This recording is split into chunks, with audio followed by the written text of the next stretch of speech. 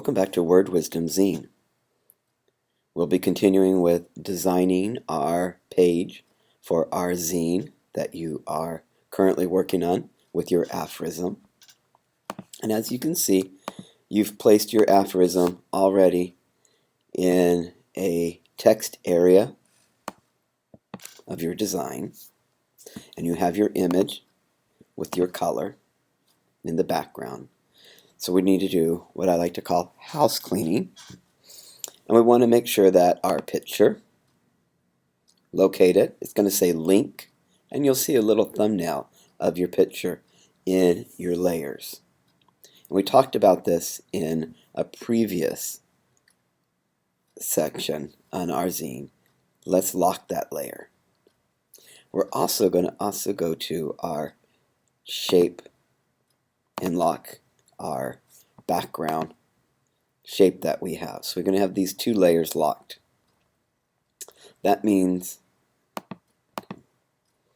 they won't move when we do our selection.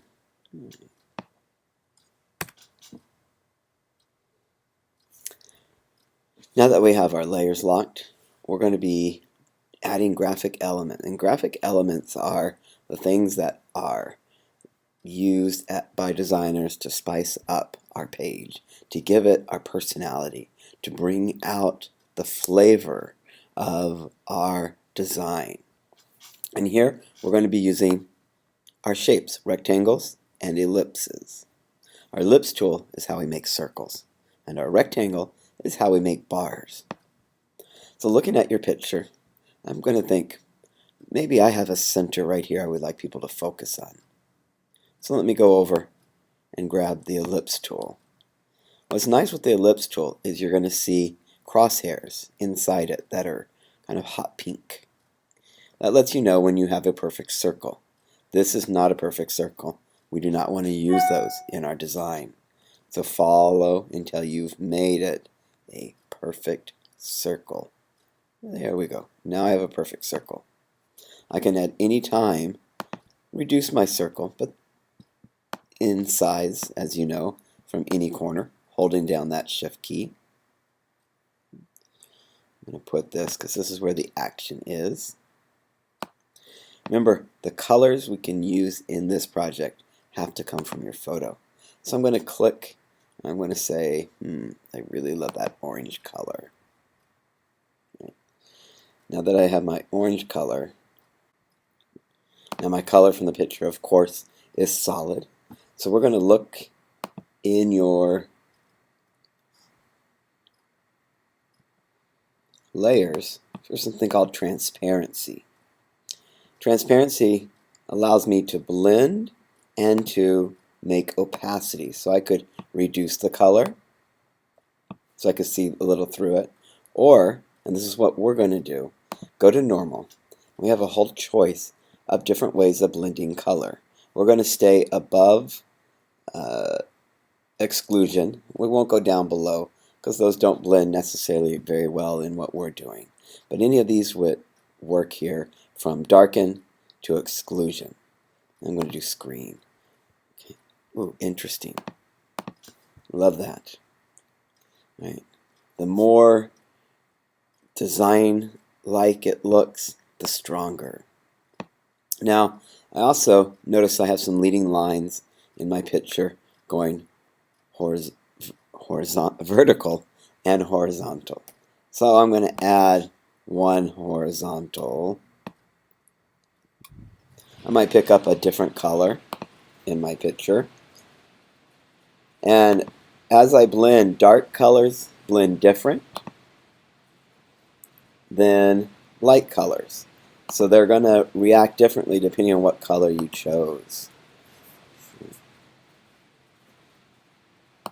So I'm going to go to multiply because that's going to take those darker colors in there and really push them forward.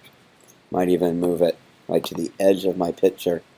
Because I'm using a left alignment here, this bar really enhances the left alignment that I created with my text. Might even move the text a little closer there so that my left alignment is really strong. You need only 2 or 3 of these graphic elements. Too many and you're going to take away from your picture. But if you do think one is a little strong, you can then come to the opacity as a little trick and reduce it a little. Because I want to see them a little, but I also want to really pull in that bright yellow, orange color. And now I have a really interesting graphic elements on my page along with my photo. Our last thing is to come back to our rectangle tool and let's throw a frame either over the picture a little. I'm going to switch it. We can make our frame a little thicker.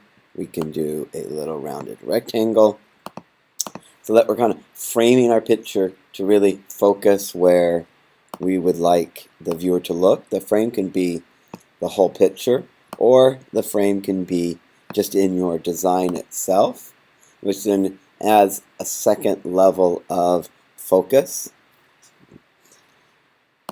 And then lastly, let's look at some ideas of what you can do on your work. You can overlap images, or you can overlap shapes.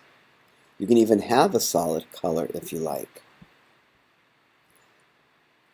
Here I'm overlapping the leading lines and a circle. Over here I've overlapped the text, or I've placed the circle on top of the text. And then I have my color, and I have my picture, and I even have some lines going horizontal. So your choice, you have a great flexibility, but keep it to 2 to 3 shapes that you are working with on your design.